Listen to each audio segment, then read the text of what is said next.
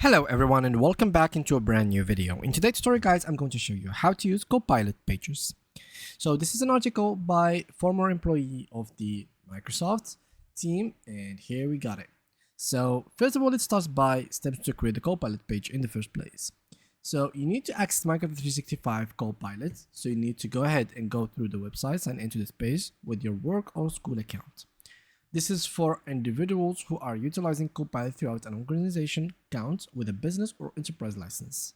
It is currently not available for personal accounts, so this is something to put aside. Then initiate a Copilot chat. Open the Copilot chat interface, start a new conversation by specifying your requirement. For example, you can prompt Copilot with create a project overview based on deliverables with customer X includes section, etc., etc., etc. Then after Copilot response, this is a page icon as you will be seeing in here. And literally you can select edit in pages. And there's also the ability to add an existing page as you can see here.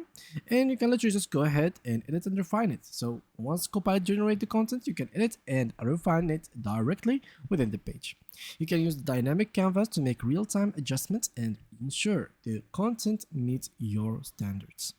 Continue editing and talking with Copilot, and each new response will be added to the page. So example, add a table with a name, task assignment, etc., etc.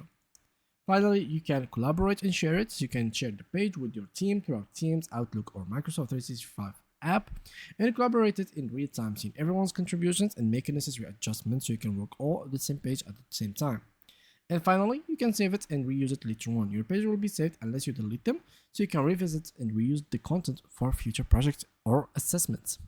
And yeah, that's pretty much it for today's video, guys. This is how you can use Copilot pages. Thank you a lot, guys, for watching, and see you guys in the next upcoming video.